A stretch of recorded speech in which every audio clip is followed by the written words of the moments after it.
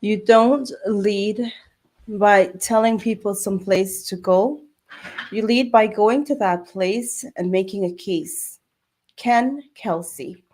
Welcome to the Guyana Dialogue. I'm your hostess, Shamiza Ali, and it is truly a pleasure to be here with you this evening. Good evening to everyone joining us on Facebook and YouTube. We would like to take this opportunity to wish you a blessed and prosperous new year.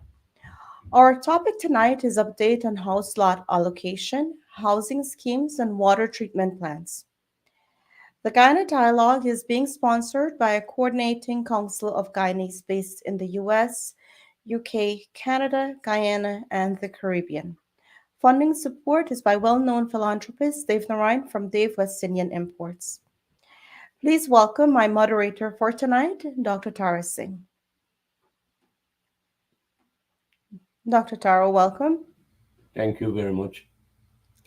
Our panelists tonight are Professor Mahindra Hariraj and Dr. Ganga Ramdas.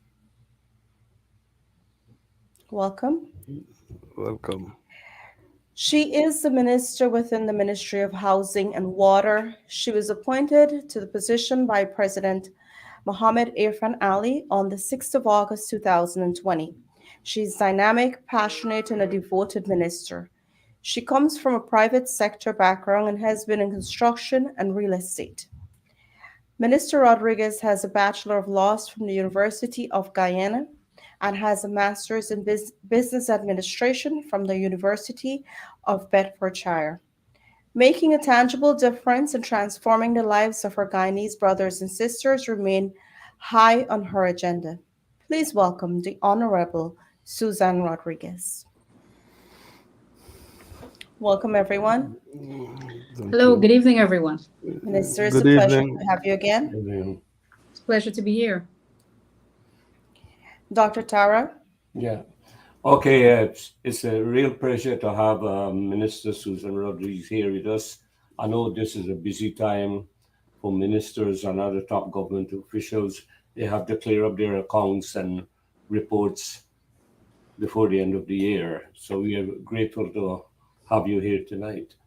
So I'm going to start off to ask you. It's very simple to explain what I consider a revolutionary approach to housing and housing development, your one application process. If you can discuss us a little first so we can understand what you're trying to achieve by doing that.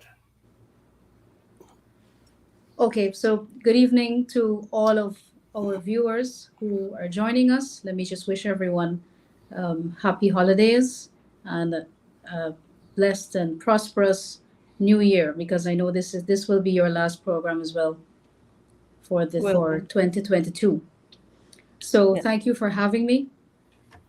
Our housing program, and I should say the People's Progressive Party Civic housing program, is revolutionary, as Dr. Singh said, but it is not new in the sense that this housing program dates back to 1992 when the PPP civic administration took office. When democracy was restored in 1992, Dr. Chelly Jagan became the president. And you know, I don't have to tell you the state of the economy in 1992 when our party took government. And with little to no money, the housing program was started under our government. And that is simply because the People's Progressive Party Civic always recognizes the importance that housing plays in an economy, and more importantly, in the lives of ordinary people, especially our vulnerable population, our low income earners, our women, our young people, people with disability. So it's a catapult. It is a way of ensuring that the resources of the country are transferred to our people. It's a way of ensuring that they have shelter. It's giving them security, and it is building up their net worth. Because from the moment you acquire a house lot, it is already worth more than you paid for it, because it is a heavily subsidized program. So the cost to prepare a house lot is about $3 million. That is to put in the infrastructure, to do the land clearing, to put in the infrastructure, roads, water, bridges, drainage, utilities, including electricity, and all of that. It's about $3 million for one plot of land. And there was a period of time where a portion of land was sold for as little as $92,000. And now a low income lot is somewhere about $200,000. So, so from the moment you acquire a house lot, it is worth more than you paid.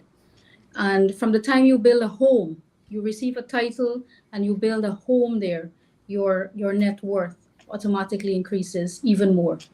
And as we go through our infrastructure program and our transformational infrastructural program, building highways and all of these things, your property value increases even further. And so in relation to the one-stop shop as well, which was started under now President Irfanali, which we have since renamed to our Dream Realize Land Allocation Program.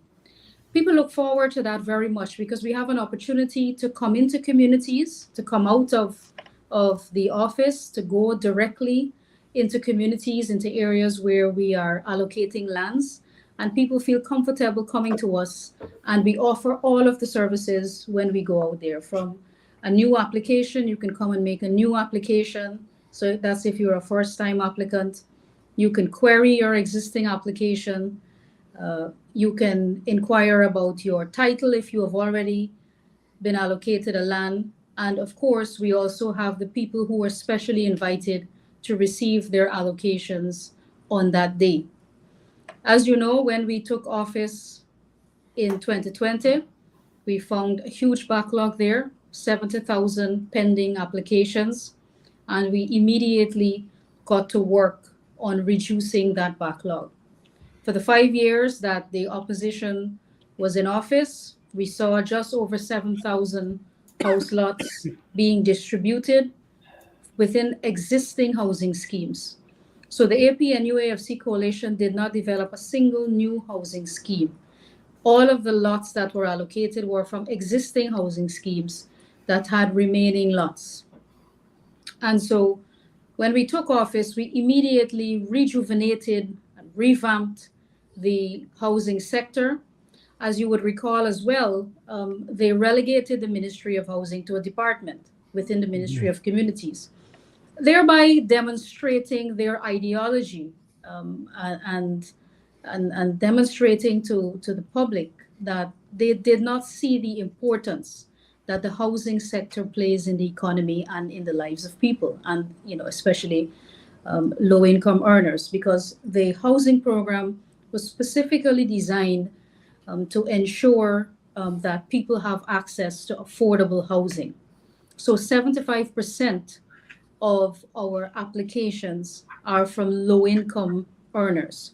And so while we make land available for high-income people and middle-income and commercial, industrial, etc., most of the lands have to be converted to housing for housing purpose, targeting low-income earners. They are our most vulnerable. They deserve the most protection, and hence the heavy subsidy and the heavy subsidization that is placed on our housing schemes and on our housing program.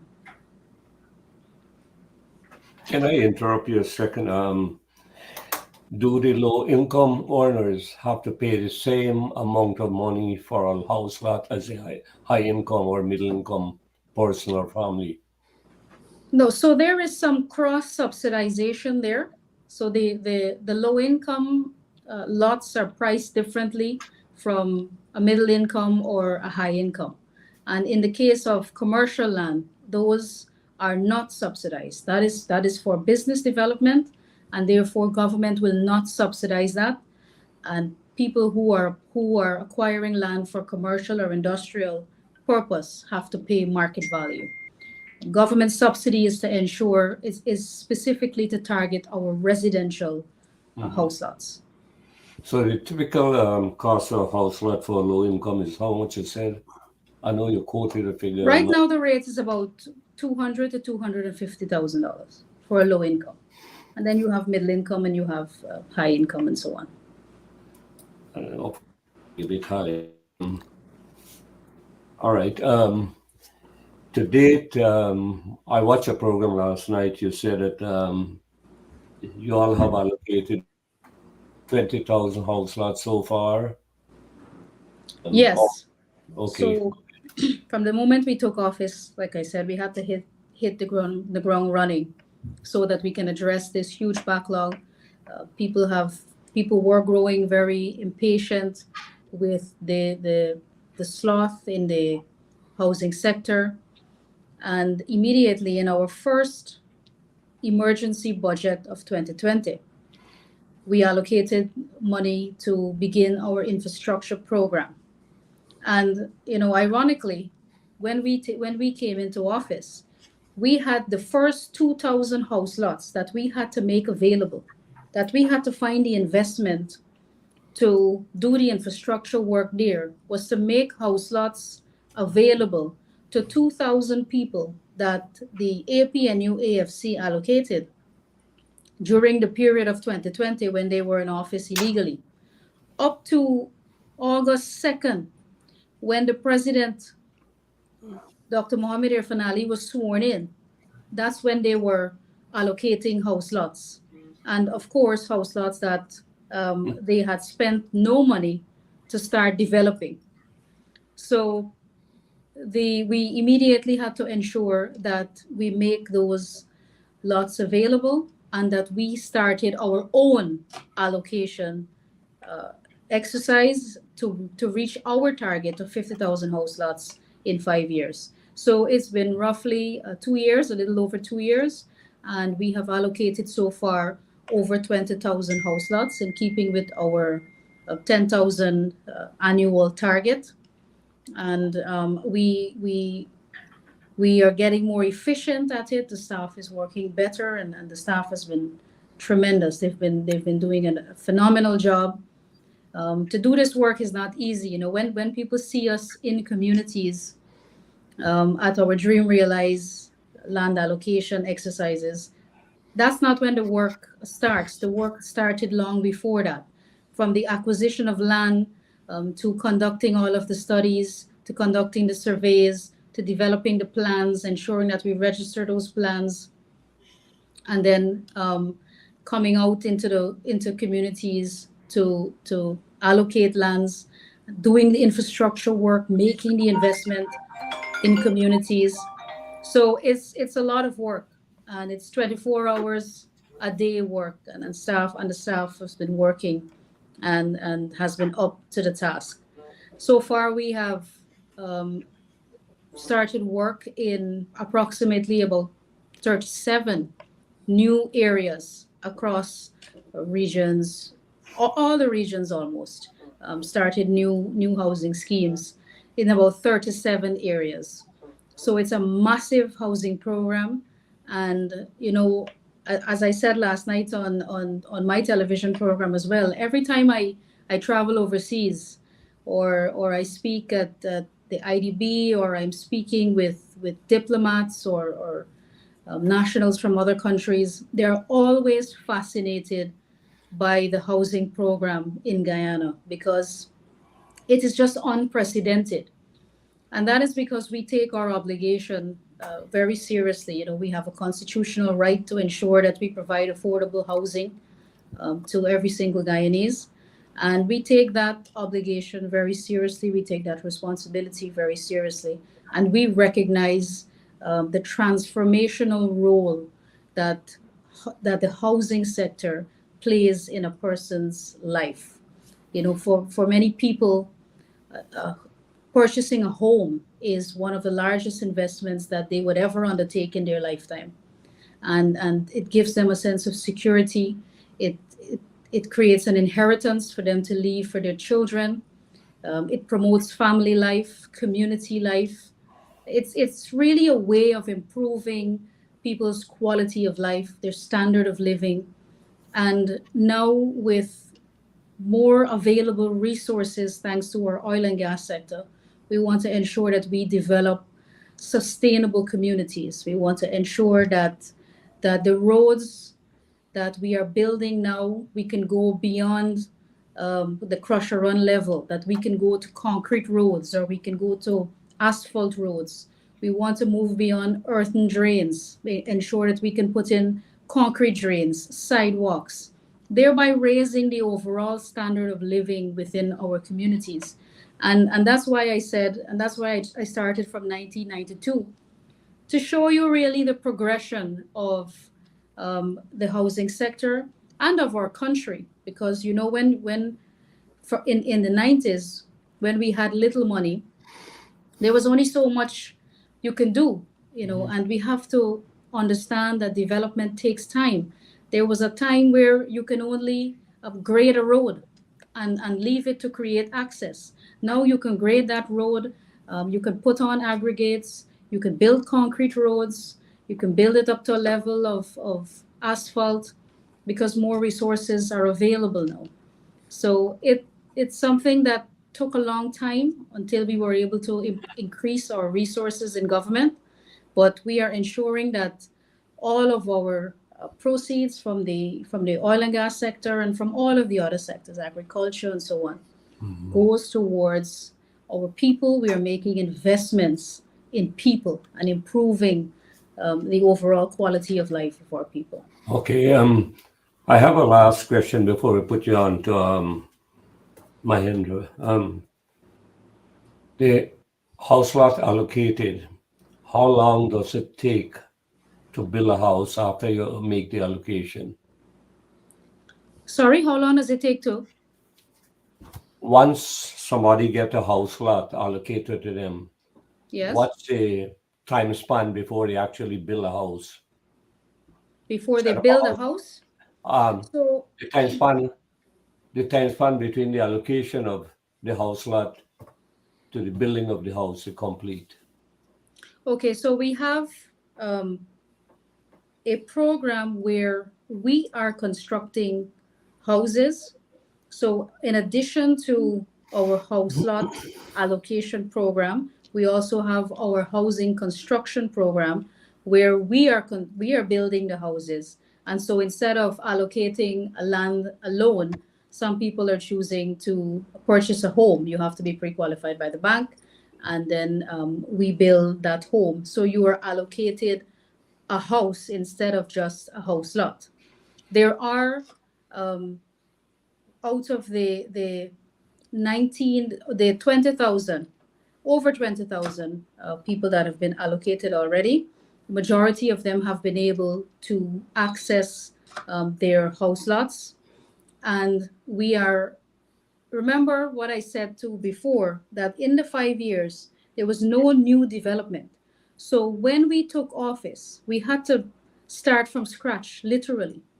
So we had to make the investment in our housing schemes, start to do our land clearing. We've had to first even acquire the land to do it, to go through that process of acquiring land from Gaisuko, acquiring from NISIL, lands and survey, and then developing the plans and the surveys, and then to proceed with the infrastructure works.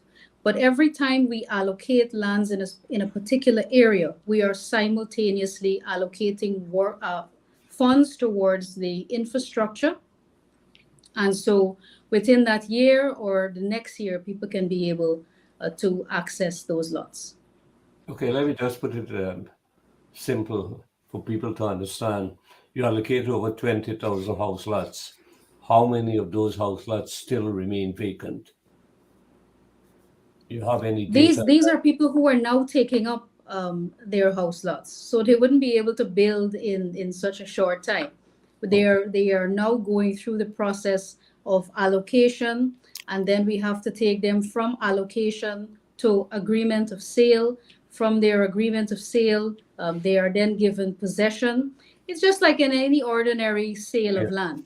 And then from their agreement of sale, we take them through the process of acquiring their title. And then it is up to them. If they are ready to proceed with construction, they can take their title to the bank, they can acquire a mortgage, and they can commence construction.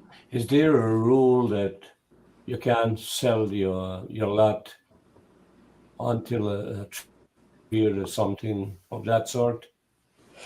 Yes, there is a time frame of 10-year restriction because, like I said before, it is a heavily subsidized program, and it is to ensure that our people have access to housing and that they can maintain control of that house lot. It is not a for-profit program.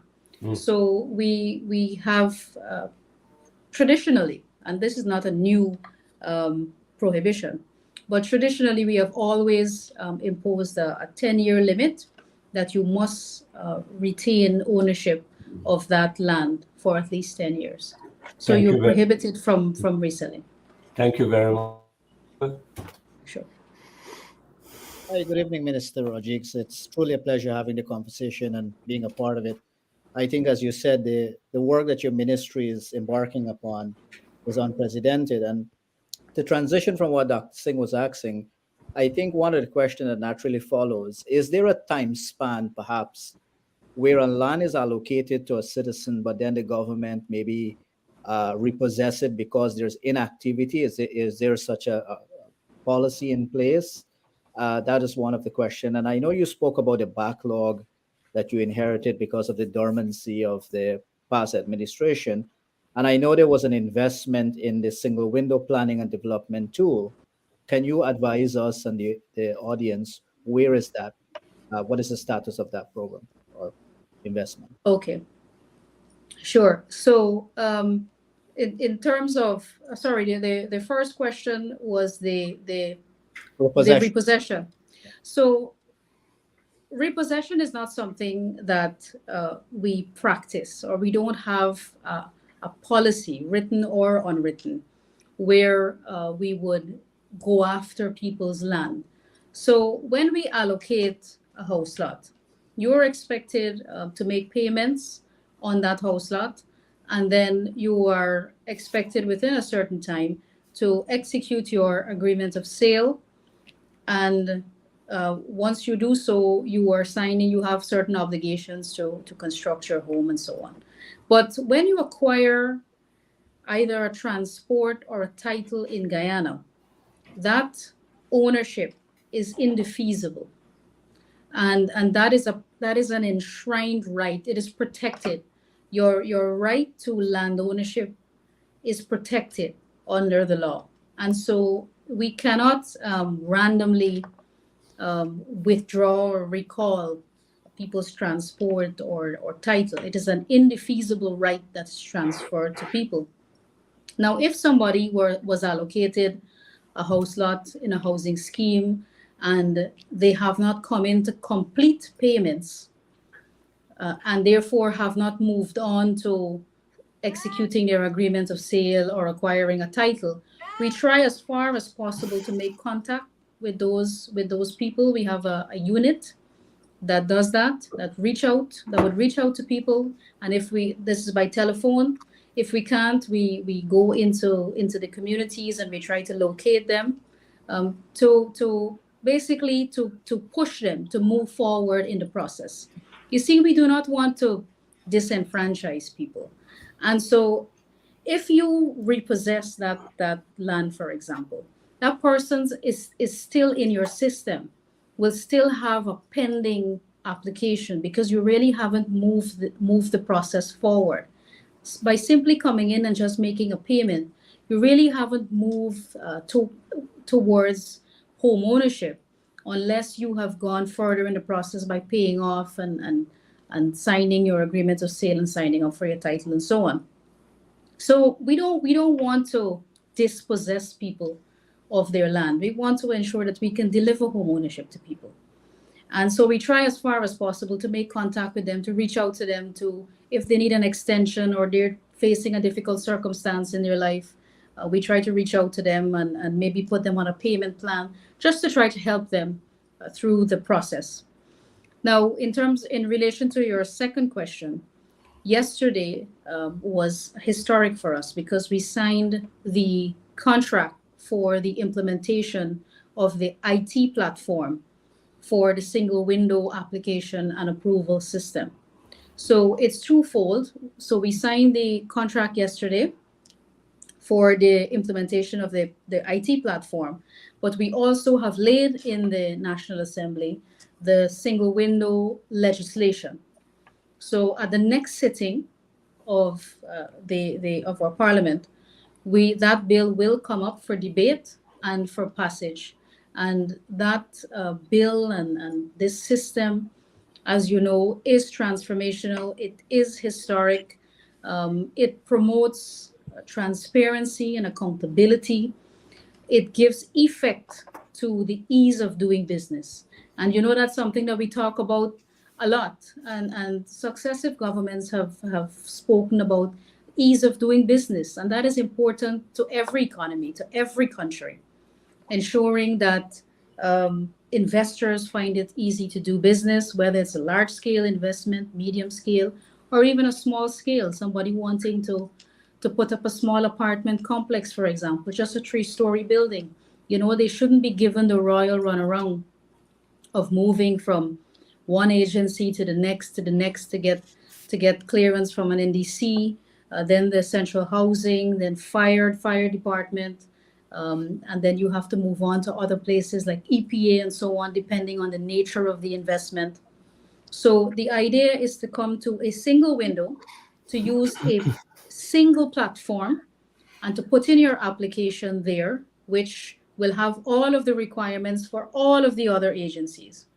And so your application is moved automatically throughout the system. So no longer will somebody be required to present themselves in person to each and every single agency for approval that they have to go to, and to start a new application process every single time.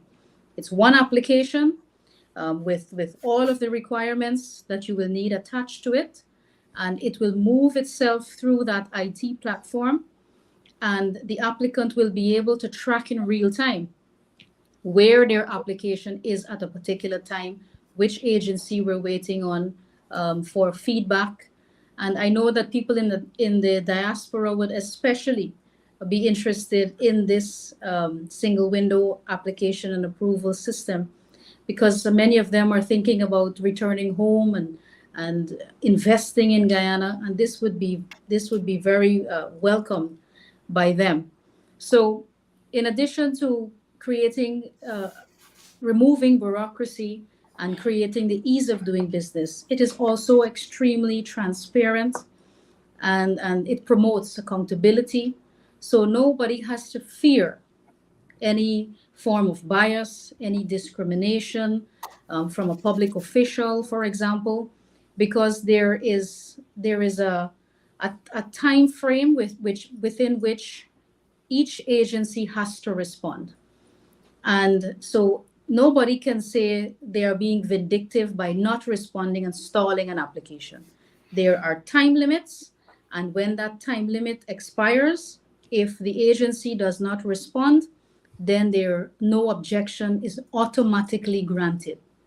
So whether an approval is accepted or rejected, at least there is certainty in the process. At least there is predictability. So it removes even any possibility of corruption, because people will know that their application will get to the end of the process. They don't have to fear someone stalling it for a bribe or anything like that. It will move automatically through the system, and there is a specific time frame, and you can track your application in real time. Thank you, Minister. That's a very comprehensive program. Minister, I have one question. I know there's my colleagues gonna have their questions.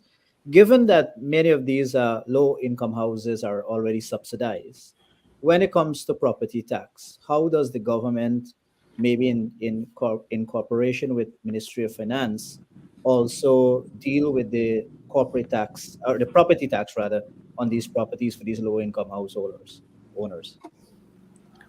So we have not, and you know the ideology of the PPP. You know, we have not introduced any new taxes, neither have we increased taxes. So there are set rates within certain areas, whether you're in Georgetown, the Mayor and City Council, or you fall within a NDC. You do not have to pay property taxes until that housing scheme is handed over to NDC, for example. So it remains under the control of Central Housing and Planning Authority until we fully develop the scheme, thereby meaning putting in all of the roads and the bridges and the utilities and so on. It remains under our control, and government continues to make investments in those housing schemes until such a time that we hand over the housing schemes to NDC, for example, for management. And then they will have to pay their rates and taxes and property taxes and so on.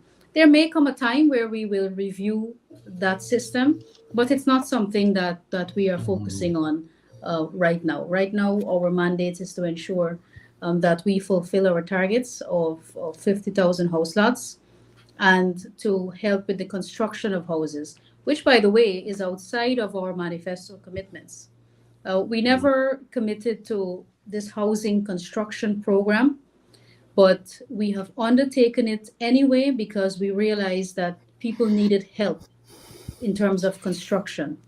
And so we wanted to help people to get into a home as quickly as possible. We wanted to help them through the process of approaching a commercial bank, acquiring a mortgage, and getting themselves into homes. You know, we want Guyanese to rent less and to own more. And that is our ideology, that's our philosophy in the housing sector. And so we have been taking on this additional responsibility of constructing houses and working with people and the banks to help them to acquire mortgages at very low interest rates, so that whether they purchase a house through our housing program or they construct on their own, they can still benefit from those low interest rates. Thank you. All right. Thank you very much, Dr. Ganga. Thank you, Minister Rodriguez. That has been a very useful update. And thank goodness you don't have a department, you have a sector to manage. Uh, in this sector, it's multiple systems are crossing, and hopefully you would benefit from a CAD/CAM system to help with the multi-layered systems from utilities, drainage, clean water, wastewater, all the systems that intersect on the community. So it's so complex. There are many questions that could be asked. The one that's in my mind is we're making a transformation by reducing agricultural land and increasing the amount of housing and schemes and other areas. Can you describe how this operates in Region 4 from the agricultural reduction, such sugarcane fields? And I'm familiar with that because I lived in Republic Park and those were cane fields there in the past. So from the reduction of agricultural land into homestead and the allocation of recreation and other parks that will provide other amenities to the communities, including perhaps market spaces. We saw what happened in Georgetown and Mon Repose and so on. I think we have to pay attention to market uses as well. So describe what's happening so we could understand Region 4, because it's about 3 times the size of other regions. Very large, Yes. over 300,000. Very, very good question.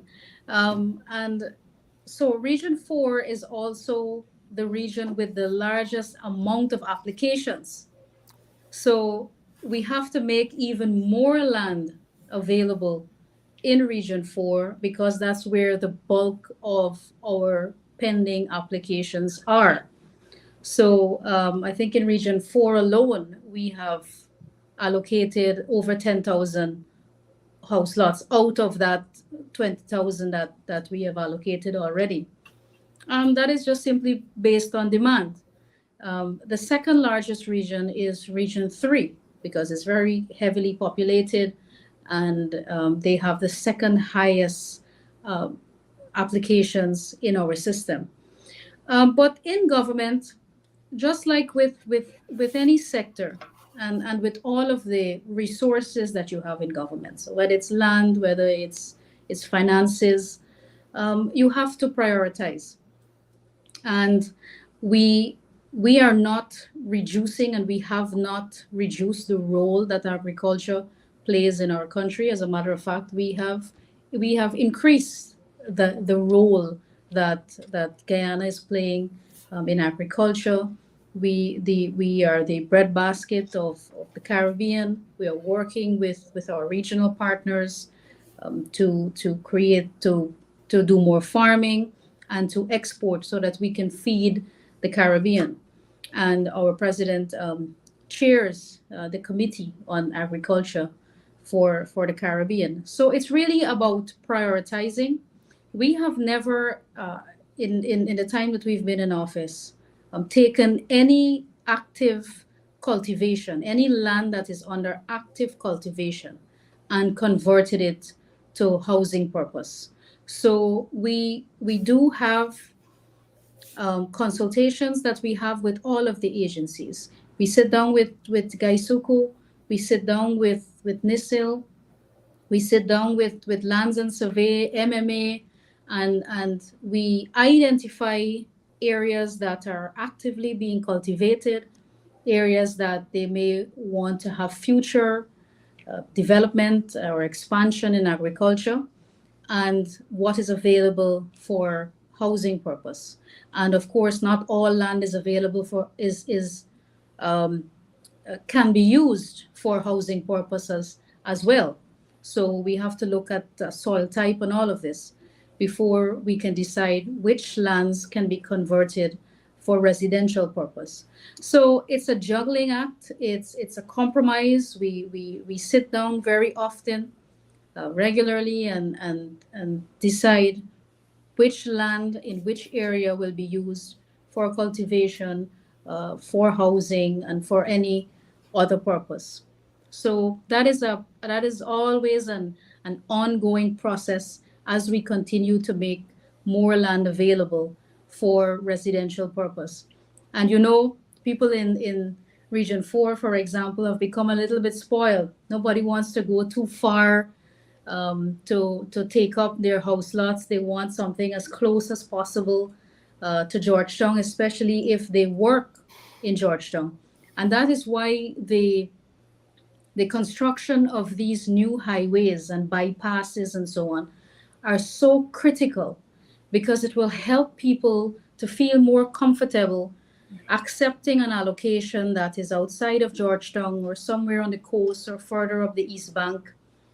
It'll make them more comfortable because they now would be able to have roadways that they can get to work very quickly. They don't have to think about how they'll get their kids to school and the time that they will spend in traffic.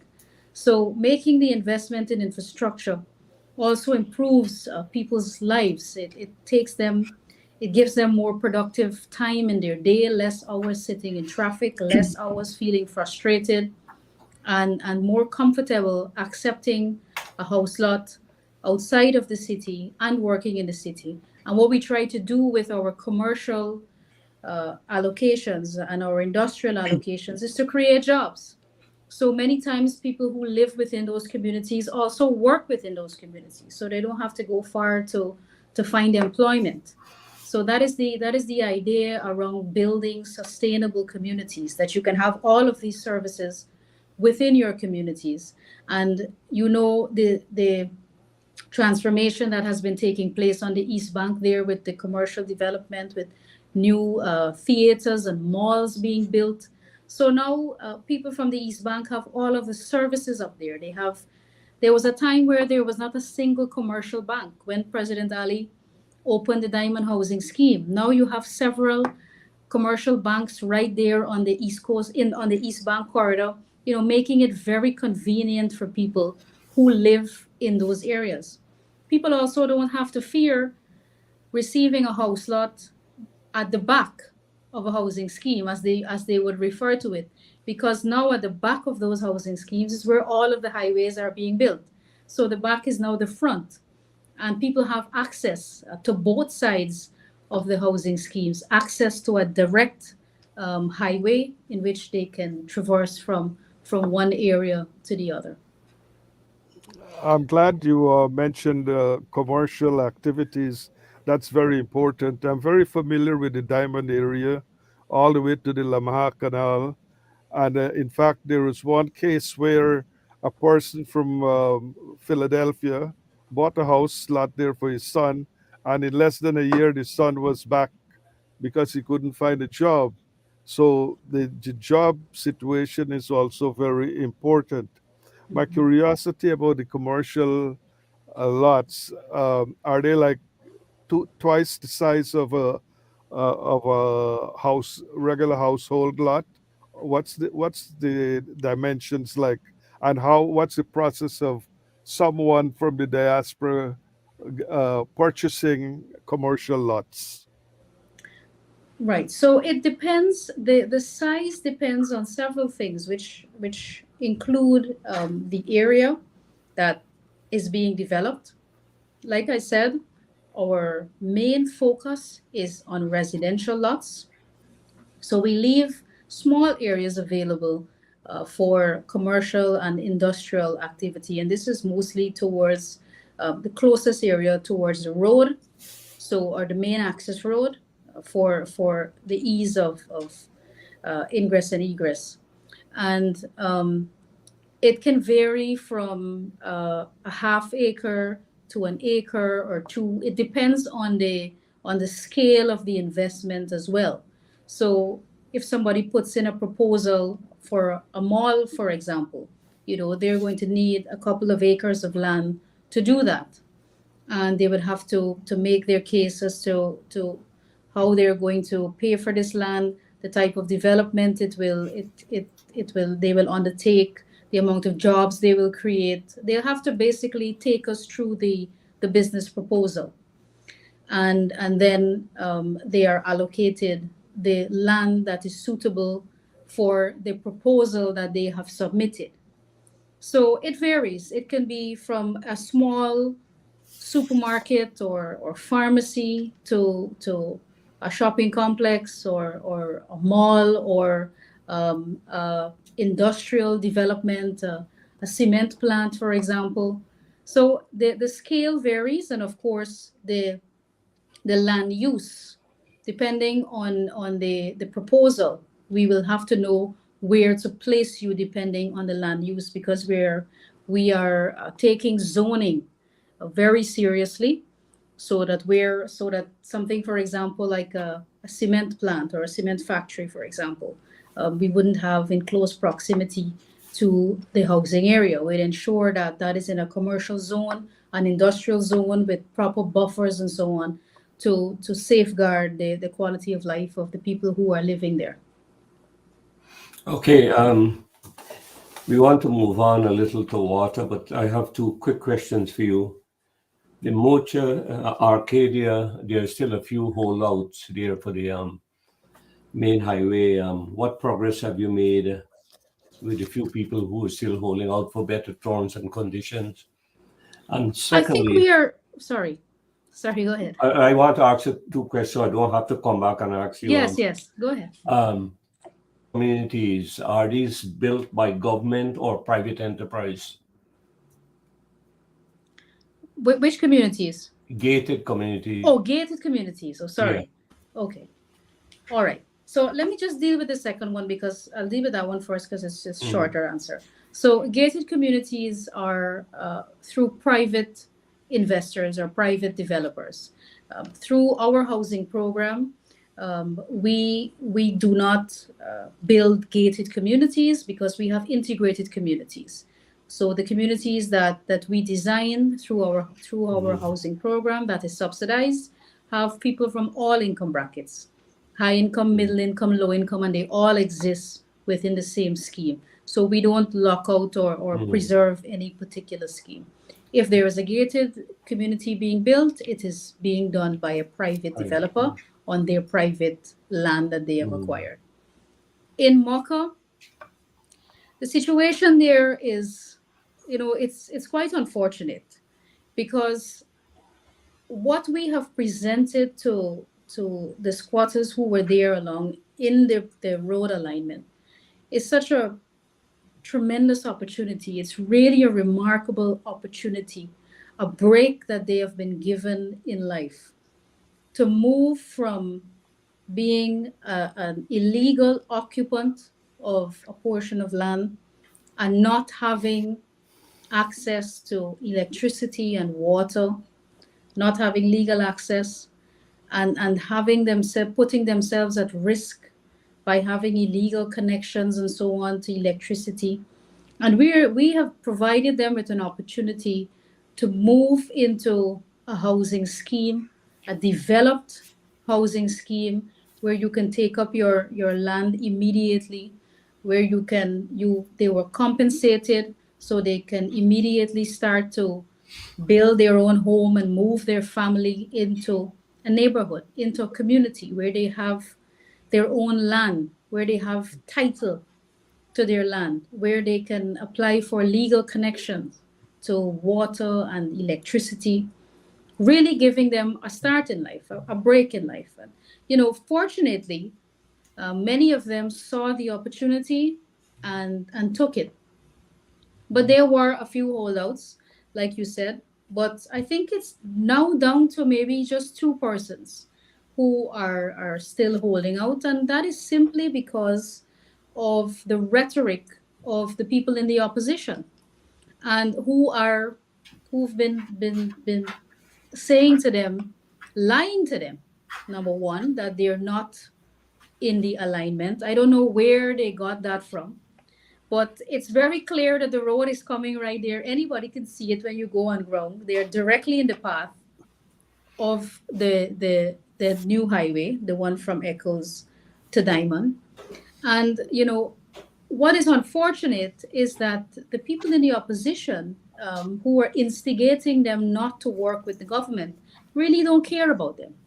Because had they cared about them, they would be able to advise them that this is a golden opportunity and that you should take it because this gives you the opportunity to improve your life, to have a different quality of life, and to do this for their families. So, it's really sad that they have been trying to prevent this development. And the road is passing right there in Moko, which will raise the value of the property prices of the people who are already living in that community. So, if you don't build a road there, another criticism will come that you are landlocking maybe an Afro-Guyanese area, or you are not building concrete highways through their areas like you're doing in other areas. So either way, the criticism will come. But, we are not leaving anyone out of our development. And we are ensuring that we complete that road for the use of everybody. So all the people who live on that East Bank corridor, including the people who live in Moko, will have access to that road, and it will improve their lives and it will increase their property values there. All right. Thank you very much. Let's go a little on the water side. I was in Guyana 2 weeks ago, and I was in the West Damara area, and I had a look at the water from some of the pipes, the artesian well, and they were coloring. And I had an opportunity to meet Minister of Agriculture, And you just mentioned it to him, but he said, that is not my portfolio. So I understand that. But he promised to speak to you or Minister Kroll about it. So talk about your plan for the water treatment plants. Sure. So in the water sector, we have several areas of priority. One is ensuring that people across the regions have access to water, first of all, having access. And in the hinterland, for example, when we took office back in 2020, we did the analysis and we were developing our strategic plan for GWI. The analysis revealed that 46% of the people living in our hinterland and riverine communities have access to water, that is potable water, water from a well. We have since increased that in 2+ years to about 63% because we have been drilling wells all across our hinterland regions and in riverine areas. So we have already increased that access to water in those communities. The goal there is to have 100% access to water on the coast and in the hinterland by 2025. So that is the overarching plan, the strategic plan for the water sector. Secondly, and to come to your point, is treatment. And I spoke at length about this on my program as well last night because I wanted people to understand. And I said to people, we live in these same communities as you do. We are not isolated. We are Guyanese and we live in regular communities just like our brothers and sisters. So we are aware, Dr. Taro, very acutely aware of the quality of water that people receive. For example, in Region 2, in Charity, the iron content there is very, very high. And in many areas in Region 4 on the East Bank and so on, you can see the discoloration and you know that the iron content is very high in the water. So the plan there is to improve our treated water coverage from 52%, where it is now, to 90% by 2025. So to do this, we developed the Coastal Water Treatment Plan for 2020 to 2025, which will see the construction of 13 new water treatment plants to be able to give us 90% coverage of treated water, so that all those people who are now on the East Bank or in Region 2 or in Region 6 or 5 who are receiving untreated water by 2025 will be receiving a treated water. So we have, out of that 13, we have already signed contracts for the construction of 7 of those water treatment plants.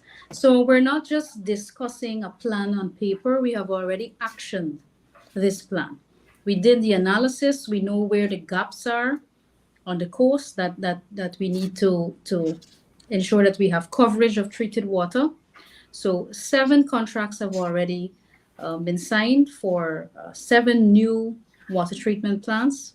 We have also executed contracts for the upgrading of about 12 of our existing plants that can give us more coverage of treated water by extending the network from those existing treatment plants to other areas, which will help us to improve our coverage of treated water.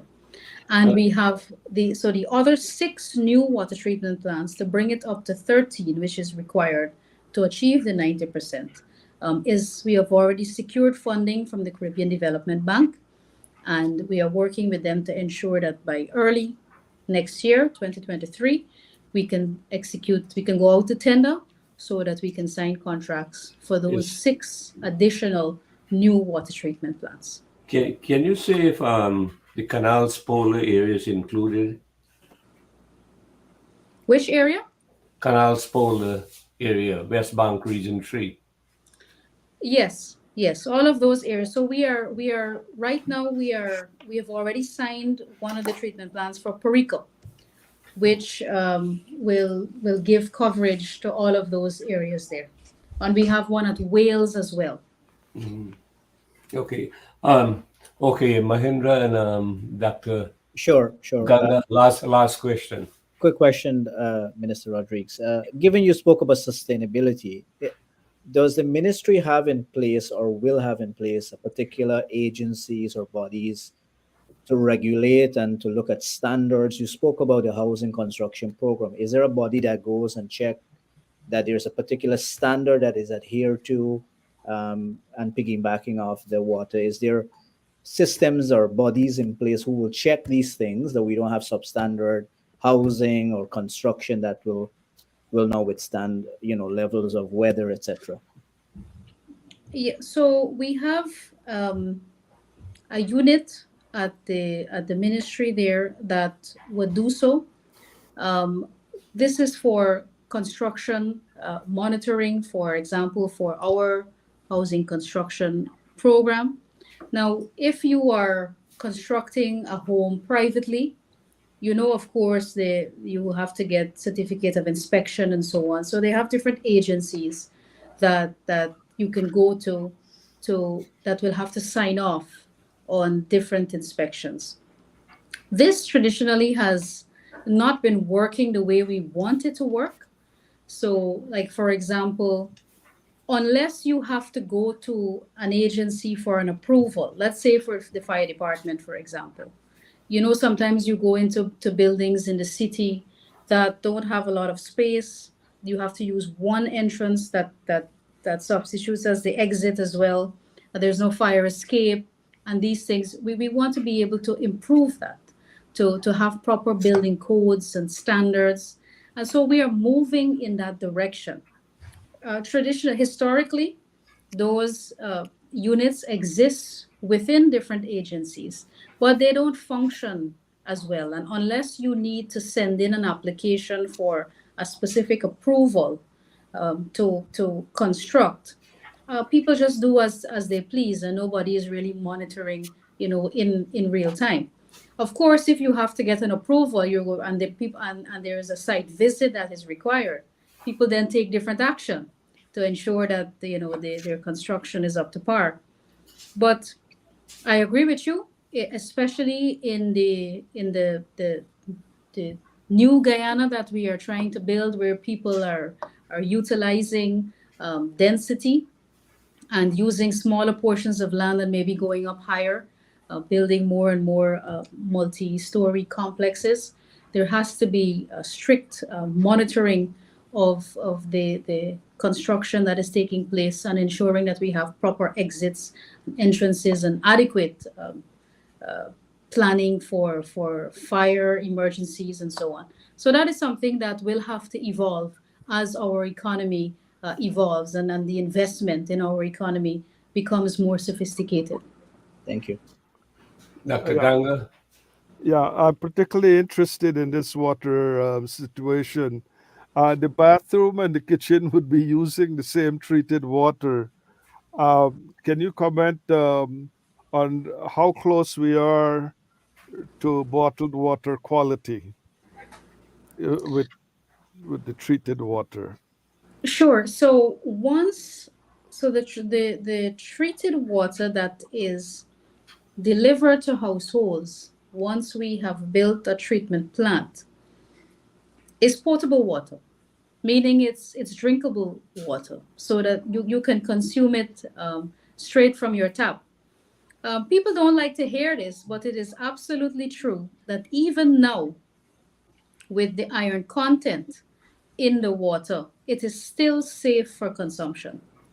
So, we may be repulsed by maybe the scent of the iron content in the water, but it is actually safe for human consumption. And we have always ensured, and we have a responsibility to ensure that the water that is delivered to our households does reach WHO standard for consumption. So it's free of bacteria and so on. It may not be free of iron content, but iron content is not harmful to the biological system. So it is safe for consumption, but people will feel more comfortable consuming that water if it is treated, and therefore all of the iron content is removed and making it more pleasing to the eye and, of course, more palatable. Yeah, But it is potable water. yeah. There would be another problem if you want to use a water filtration system. Let's say a granular activated carbon filter. You take it from the U.S. and you try to use it over there. It will soon clog up with the iron With the content. that's So, right. so Yes. we need to get that Yes. work on that, especially in the rural areas. The second point, this is just observational. My cousin marketed from Canada. He was with this company, municipal water treatment, both for drinking chlorinated water and also wastewater. We have to keep an eye out for how we're going to deal with wastewater. That's not. I haven't seen any articles on that, but that would be important to look at. Yes, certainly. So we will under GWI, we also have to ensure that we treat our wastewater as well. So we are getting to that. Our development is evolving. We did not have as much resources in the past to ensure that we can deliver treated water for consumption. So much less to ensure that we treat wastewater. So now we as our economy is evolving, and we want to ensure that we build these sustainable communities. I can see that in the very near future we're focusing on Georgetown as well, ensuring that we overhaul our wastewater treatment here to introduce more environmentally friendly standards, and maybe in our new housing schemes, one by one, we can start to introduce technology that will treat and maybe even reuse wastewater, because I've seen several proposals from people in North America and in Canada proposing to us to reuse the wastewater, for example, for agriculture and so on. So we will, that's something that we're certainly seriously considering. And so you will see more of that to come soon. Thank you, Minister. Our host, Shamiza, you have any questions for the Minister? We do have a few questions. This question is from Kev Samaru from Toronto, Canada. He is asking, Honorable Minister, when will the government start to publicize or make available empirical data on the race distribution, house lots, employment, contract, etc., to counter the ongoing false, vicious propaganda peddling by the opposition? So the answer to that is very simple. We are never put off by questions like that. So my answer is always very consistent. We live in a multi-ethnic, multicultural, multi-religious society. You know that the race ratio is almost equal in our country, and taking the mixed race, for example. So our application system reflects applications of Guyanese. We do not track. No question on our application form is asked of an individual as to their race or your religion or your political affiliation. So it's not something that we can track empirically as the person is asking. So there is no box that you tick to say whether you're Afro-Guyanese or Indo-Guyanese. That information is completely useless and irrelevant to us, because our housing program is for the benefit of Guyanese.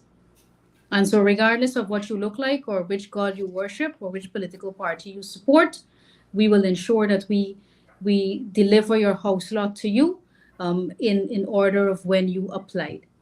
So that is why also our flagship Dream Realize allocation is so public, because we want people to see the faces of ordinary Guyanese of all race, all religion, receiving house lots. It's not something that's privately done in the minister's office or in the ministry and people don't know what is happening. We go out in public and we deliver house lots, thousands of house lots to people, and there are cameras there and the media there, and anybody can get up at any time and ask any question or go to a beneficiary and ask them any question, and people can speak freely, and you can see the faces of Guyanese receiving house lots.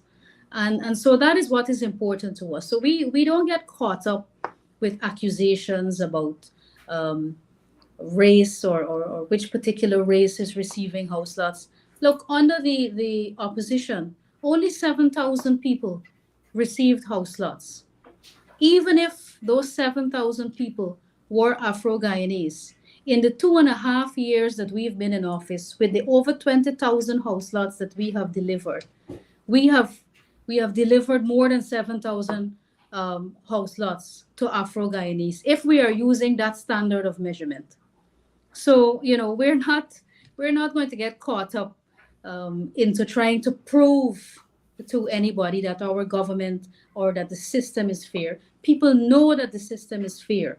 They know that the system is built in a way that it ensures equality and fair distribution of our house lots. And it is evident.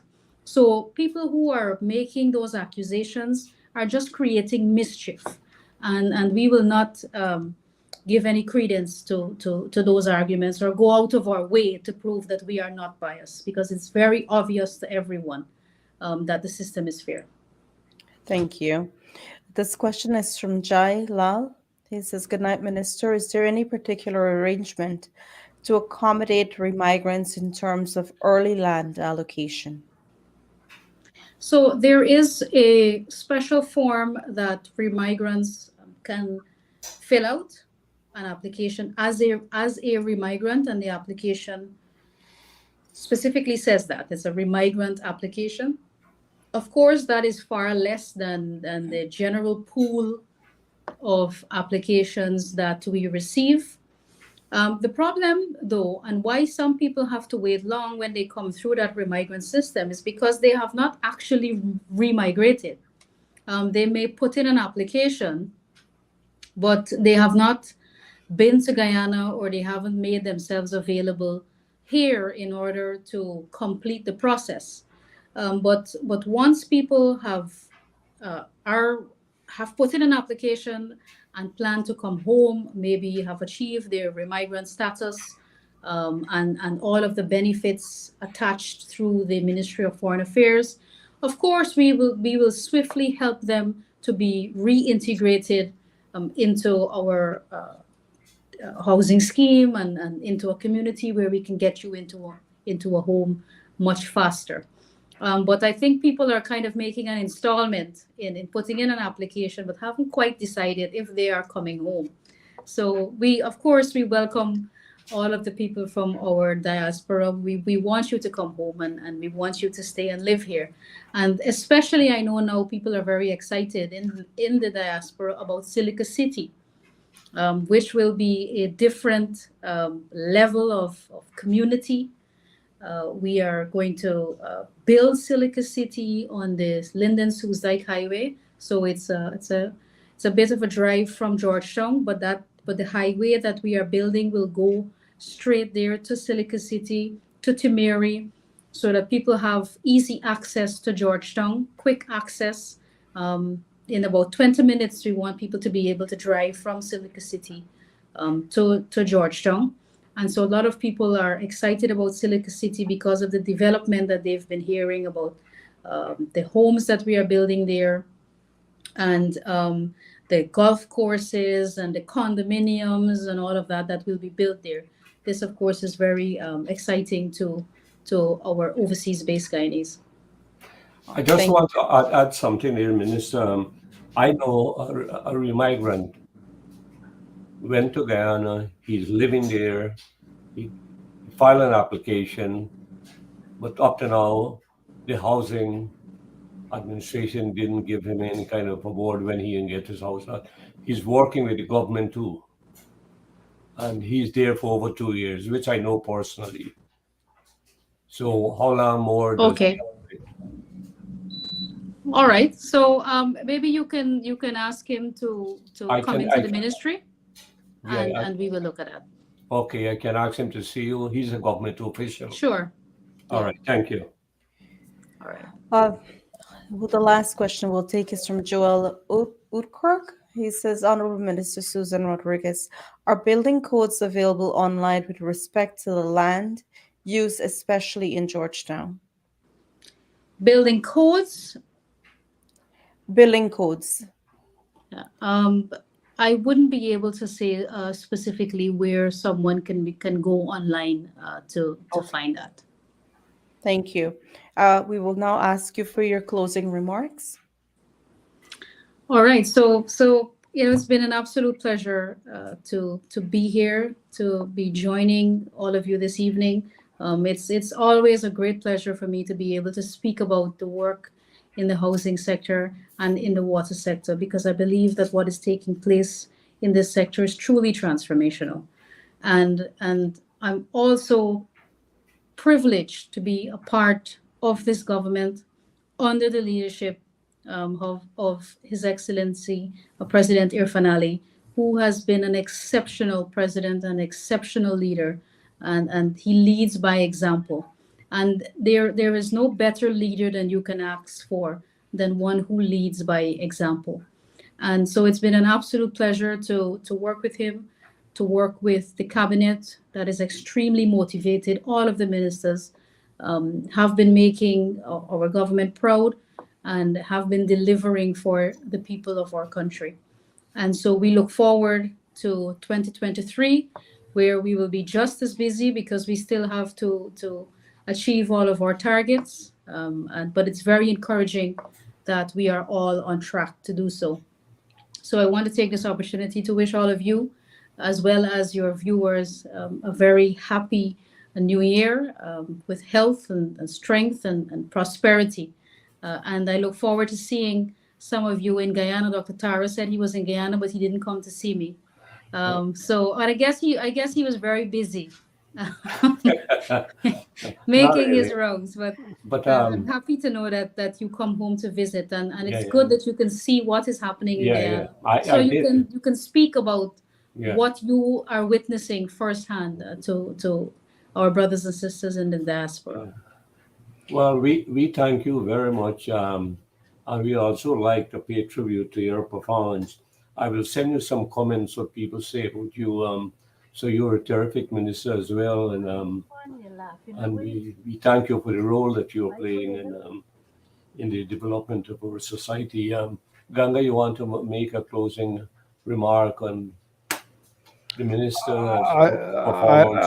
I think Minister Susan Rodrigues is doing an excellent job, and it's very important to Thank you. be in charge of multiple systems and so many lives that will be impacted on it currently and in the future.